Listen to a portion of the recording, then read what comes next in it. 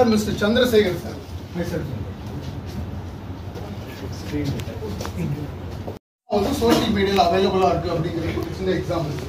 அவருடைய பேர் சந்திரசேகர். அவர் எதுல வேலை பார்க்குறாரு டீட்டெயில் அது இருக்குது. அவருடைய இமெயில் ஐடி இருக்குது இந்த இடத்துல. ஜஸ்ட் அவர் இப்போ தான் அவருடைய நம்பர் வாங்கினேன். அவருடைய இமெயில் ஐடி இருக்கு. அவருடைய ஃபேஸ்புக் லிங்க் இருக்குது. வாட்ஸ்அப்பில் அவருடைய அக்கௌண்ட் இருக்குது. அதுக்கு அவருடைய ஸ்டேட்டஸ் இருக்குது. ஜிபேல அவருடைய யூபிஐ ஐடி இருக்கு. ஜிபேல அவர் என்ன பேர் வச்சுக்கிறாரு, அவருடைய யூபிஐ ஐடி இருக்குது. ஃபோன்பேல வந்து அவருக்கு அக்கௌண்ட் இருக்குது. இந்த மாதிரியான டேட்டாஸ், எந்தெந்த டேட்டாலாம் வந்து நம்மளால மினிமமாக எடுக்க முடியுமோ அந்த டேட்டாவை நம்மளால வந்து இதுலேருந்து எடுக்க முடியும். First point. செகண்ட் பாயிண்ட், எதனால எடுக்க முடியுது அப்படிங்கிறது ரொம்ப ஒரு முக்கியமான கேள்வி. எப்படி சார் எடுக்க முடியும்? நீங்க எடுக்கிறது அவருக்கு தெரியுமா சார்? இல்ல, இப்போ நான் அவர்கிட்ட கேட்டுட்டு தான் வாங்கினேன். இப்போ அவர்கிட்ட கேட்டுதான், ஏன்னா மொத்த தெரியாத நம்மகிட்ட வாங்கிடக்கூடாது இல்லையா, அதனால அவர்கிட்ட கேட்டு தான் வாங்கினேன். இது வந்து ஒரு சின்ன எக்ஸாம்பிள் தான் உங்களுக்கு நான் காமிச்சேன்.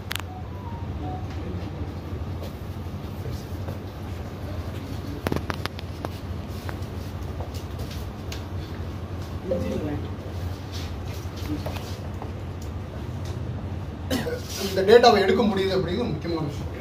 இந்த டிஜிட்டல் யுகத்தில் வந்து எந்தெந்த இடத்துல எல்லாம் நம்மளுடைய கால்ஸ், நம்மளுடைய நம்பர்ஸ், நம்மளுடைய இமெயில் ஐடி இது எல்லாமே ரிஜிஸ்டர் ஆயிருக்கோ அந்தந்த இடத்துல இருந்து எல்லா இடத்துல இருந்தும் ஓப்பன் சோர்ஸ் இன்டெலிஜென்ஸ் மூலமா நம்மளுடைய டேட்டாஸை கலெக்ட் பண்ணலாம். ஸோ இதுக்கு பேர் மிகப்பெரிய பிக் டேட்டா அனாலிசிஸ் அப்படிங்கிற ஒரு கான்செப்டுக்குள்ள நம்மளுடைய அத்தனை விதமான தகவல்களும் இன்டர்நெட்ல இப்போ இருக்கக்கூடியது நம்மளால ஒன்றுமே செய்ய முடியாது. ஸோ இனிமேல் வரக்கூடிய காலங்களில் நம்ம எப்படி வந்து அவேராக இருக்கணும், எந்த மாதிரியான இடங்களுக்கு வந்து நம்ம டேட்டாவை கொடுக்கணும், எந்த மாதிரியான விஷயங்களுக்கு நம்மளுடைய டேட்டாஸை, நம்மளுடைய கிரெடென்ஷியல்ஸ் கொடுக்கக்கூடாது அப்படிங்கிறது ரொம்ப முக்கியமான விஷயம். இதில் வந்து நம்ம இப்போ சார் சொன்ன very simple social engineering technology அப்படின்னு சொல்லுவோம். சோஷியல் இன்ஜினியரிங் டெக்னாலஜி அப்படின்னா என்ன? Very simple. உங்களை பற்றின விஷயங்கள், நீங்கள் எந்தெந்த விஷயங்களெல்லாம் வந்து பொது வழியில் பகிர்ந்துருக்கீங்களோ இது எல்லாத்தையுமே கன்சால்டேட் பண்ணி உங்களுடைய ஒரு ப்ரொஃபைலை வந்து ரெடி பண்ணுறதா social engineering technology. For example சாருடைய மெயில் ஐடி காமிச்சார். ப்ராபபிளி சாருடைய பாஸ்வேர்டு என்னவா இருக்கும்? சந்துரு @1234 அல்லது அவருடைய டேட் ஆஃப் பர்த் அல்லது உங்கள் குழந்தையோட டேட் ஆஃப் பர்த். ஏன்னா நம்ம வந்து எல்லா விதமான டேட்டாவும் எல்லா இடத்துலையும் பகிர்ந்துடும். சார் எங்கள் டாக்டரோட டேட் ஆஃப் பர்த் எப்படி நீங்கள் வந்து கண்டுபிடிக்க முடியாது அப்படின்னு அவர் சொல்லலாம். ஆனால் அதுக்கு சிம்பிளான விஷயங்கள் இருக்கு.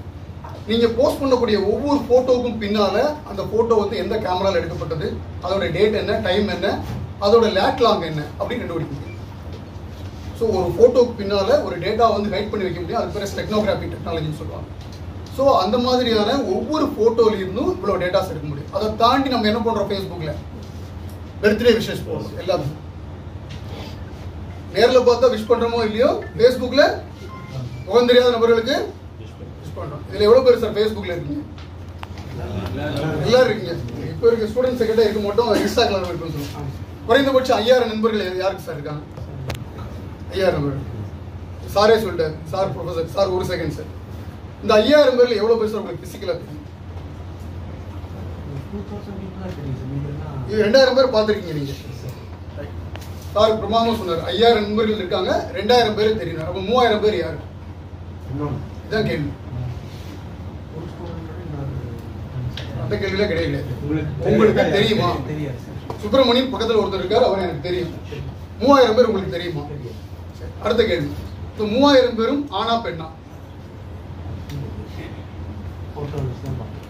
அடுத்த கேள்வி, அடுத்த முக்கியமான கேள்வி, அந்த 3000 பேர்ல எத்தனை பேர் உண்மையிலே மனிதர்கள், எத்தனை பேர் மனிதர்கள் இல்லை?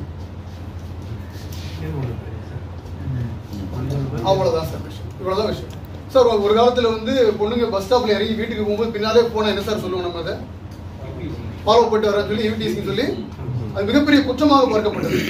கரெக்டா இல்லையா? ஆனா இன்னைக்கு நம்ம ஃபாலோ பண்ற ஆள் இல்லாட்டி நமக்கு தூக்கமே வர மாட்டேங்குது. எத்தனை பேர் உன்னை ஃபாலோ பண்றாங்க? கேள்வியே தான். இன்ஸ்டாகிராம்ல சொல்லி பொண்ணுங்கிட்ட எத்தனை பேர் உன்னை ஃபாலோ பண்றாங்க? பெருமையா 2000 பேர் ஃபாலோ பண்றாங்க.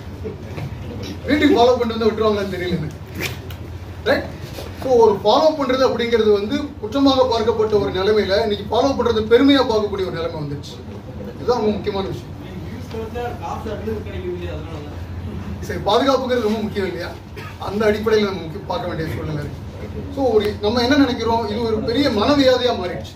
நம்மளை நிறைய பேர் ஃபாலோ பண்ணணும், நமக்கு வந்து லைக்ஸ் போடணும் அப்படிங்கிறது மிகப்பெரிய ஒரு மனவியாதியா மாறிடுச்சு. ஸோ அந்த டெக்னாலஜியில் வந்து இதை எதிர்பார்க்க நம்ம பாதுகாப்பாக இருக்கிறோமா அப்படின்னு சொல்லி எதிர்பார்க்கறதே, அதை யோசிக்கிறதே இல்லை. ஸோ உங்களை ஃபாலோ பண்ணுறவங்க என்னென்ன டேட்டாலாம் உங்கள்கிட்ட இருந்து எடுக்கிறாங்க, அந்த டேட்டாலாம் நமக்கு என்ன பாதிப்பு வருது அப்படின்னு சொல்லி யாரும் யோசிக்கிறதே இல்லை. இப்போ நான் சொன்ன மாதிரி அவருடைய ஒரே ஒரு ப்ரொஃபைல், ஒரு நம்பரை வச்சு இவர் குடும்பத்தில் எத்தனை பேர் இருக்காங்கன்னு என்னால் சொல்ல முடியும். அவங்களோட டேட் ஆஃப் பர்த்தை சொல்ல முடியும். அவங்களுக்கு இருக்கக்கூடிய ப்ரொஃபைல், இப்போ என்ன ஜாப் இருக்காங்களோ அந்த ஜாப்பை பற்றி சொல்ல முடியும். சிம்பிளா எல்லாத்தையுமே கோஆர்டினேட் பண்ண முடியும். எப்படி? இப்போ அவருக்கு இருக்கக்கூடிய பேரை வச்சு அவங்களுடைய பாஸ்வேர்ட்ஸ் கண்டுபிடிக்கிறது. அதில் நிறைய டெக்னாலஜி வந்துருச்சு. ஜான் தி ரிப்பர் அப்படின்னு சொல்லி ஒரு பெரிய ஃபேமஸ் டெக்னாலஜி இருக்குது. இது எல்லாமே வந்து பாஸ்வேர்ட் கிராக்கிங்கில் மிகப்பெரிய ஒரு டெக்னாலஜி. இதன் மூலமாக என்ன பண்ணுவாங்க, சோஷியல் இன்ஜினியரிங் மூலமாக கலெக்ட் பண்ணப்பட்ட அத்தனை டேட்டாவையும் கன்சாலிடேட் பண்ணி ரன் பண்ணி உங்கள் பாஸ்வேர்ட்ஸ் வந்து கிராக் பண்ணுவாங்க. ஸோ நம்ம வந்து யாராலும் யோசிக்கப்பட முடியாத பாஸ்வேர்ட்ஸ் வைக்கணும்னு சொல்லுவோம். பாஸ்வேர்ட் ஜெனரலாக எப்படி சார் இருக்கும்? ஆல்பா நியூமரிக் இருக்கணும், ஒரு கேபிட்டல் லெட்டர் இருக்கணும், நம்பர்ஸ் இருக்கணும், ஸ்பெஷல் கேரக்டர். பேசிக்கலி இந்தியாவை பொறுத்தவரை உலகத்தை பேஸ் பண்ணியே உலகத்தில் வந்து 90% நபர்கள் வைக்கக்கூடிய பாஸ்வேர்டு ஸ்பெஷல் கேரக்டர் அட்டை தாண்டி எந்த ஒரு ஸ்பெஷல் கேரக்டர் யாரும் வைக்கிறது. மினிமமான ஆட்கள் மட்டும் இதை பற்றி நல்ல அவேர்னஸ் இருக்குதுன்னு வைக்கிறாங்க. பொதுவாக என்ன நினைக்கிறோம், நமக்கு எதுவுமே நடக்காது, நம்ம சேஃபாக இருக்கணும். என்ன 8 டிஜிட் இருக்கணும், இருக்கு 8 டிஜிட் இருக்குது, ஸ்பெஷல் கேரக்டராக இருக்குது, அப்புறம் வேற என்ன கேபிட்டல் லெட்டராக இருக்குது, நியூமரிக்கல் நம்பர் இருக்குது. இப்படி தான் நம்ம நினைக்கிறோம். ஆனால் இந்த டேட்டா பேஸை வந்து ஒரு ப்ராபபிலிட்டி மூலமாக கண்டுபிடிக்கிறது மிக மிக எளிதான விஷயம். இப்போ நான் சாப்பிட்ட சொல்லப்படி என்ன அவருடைய பாஸ்வேர்ட்ஸ் என்னவா இருக்கும், சந்துருன்னு சொல்லியாச்சு. சந்துருக்கு அப்புறம் 99% அட்டு தான் அவர் போட்டிருப்பார், அதை மாற்றுக்கிறதே கிடையாது. அதுக்கு அடுத்து கொடுக்கக்கூடிய கேரக்டர் என்னவா இருக்கும், அவருடைய வெஹிக்கிள் நம்பராக இருக்கலாம், டேட் ஆஃப் பர்த்தாக இருக்கலாம், குழந்தைகளுடைய டேட் ஆஃப் பர்த்தாக இருக்கலாம், அவருடைய ஃபோன் நம்பரில் பேக் சைட் டிஜிட்ஸாக இருக்கலாம். இதெல்லாம் ப்ராபபிலிட்டி. இதெல்லாம் வச்சு தான் வந்து என்ன பண்ணுறாங்க, ஒரு ப்ரொஃபைலை ஹேக் பண்ணுறது, இன்ஸ்டாகிராம் அக்கௌண்ட் எடுக்கிறது, இது எல்லாமே இப்படி தான் இருக்கும். நான் அவரை மட்டும் சொல்ல, அவர் முன்னால் இருக்கிறார், அதனால் அவர்கிட்ட சொல்லிட்டு இதில் இருக்கக்கூடிய எத்தனை விதமான நபர்கள் இருந்தாலும் இதுதான் சொல்லி. சைபர் செக்யூரிட்டி பொறுத்தளவுக்கு நம்ம யாருமே யார்கிட்டையும் கேட்கறது. ஏன் தெரியுமா சார்? நம்ம எல்லாருமே நம்மளை வந்து ஜீனியஸ் நினைச்சோம். யார்கிட்டயுமே எதுவும் கேட்டால் அது நமக்கு அசிங்கம்னு நினச்சிக்கிறோம். அதனால நம்ம யார்கிட்டயுமே எதுவும் கேட்கறது, அதை வெளியே சொல்றதும் கிடையாது. ஒரு பிரச்சனை வந்துட்டு நம்ம சொல்றதும் கிடையாது. சொன்னால் நமக்கு அசிங்கமாயிரும் சொல்லி நம்ம சொல்றது இல்லை. ஸோ ரொம்ப ரொம்ப முக்கியம். எவ்வளோ தூரம் மணி வந்து முக்கியமான விஷயமோ அவ்வளோ தூரம் பர்சனல் டேட்டாங்கிறது ரொம்ப முக்கியமான விஷயம். ஒரு பர்சனல் டேட்டாவை எப்படி மெயின்டைன் பண்ணணும், நம்ம வந்து வீடை திறந்து போட்டு வச்சுட்டு எப்பவும் எங்கேயும் போகிறதில்லை. ஆனால் நம்ம மொபைல் நெட்வொர்க் வந்து ஆல்வேஸ் ஓப்பன் ஆகி தான் இருக்கு. நம்மளுடைய டேட்டா எல்லா இடத்துலையும் பரவிடும். ஸோ அதை எப்படி சேஃபாக வச்சுக்கணும் அப்படிங்கிறது முக்கியம். நம்மளுடைய ஒரே ஒரு டேட்டா, ஒரு சின்ன ஒரு டேட்டாவை வச்சு எப்படி டெவலப் பண்ண முடியும் அப்படிங்கிறது அன்றைக்கி டெக்னாலஜி இருக்கிற மிகப்பெரிய ஒரு விஷயம்.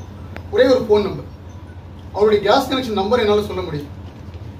இன்னொருத்தர் நம்பர் கொடுத்தீங்களா சார்? ஒரு கணேசன் இருக்கு. கணேசனுடைய மாதம் வந்து 290 ரூபாய்க்கு அவர் ரீசார்ஜ் பண்ணுறாரு டிவிக்கு.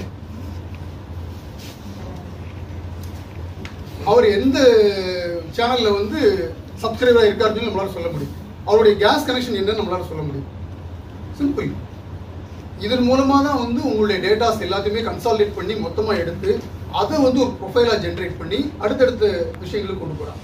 இப்போ அடுத்து ஏஐ டெக்னாலஜி வந்ததுக்கப்புறம் இன்னும் அதிகமாகிடுச்சு.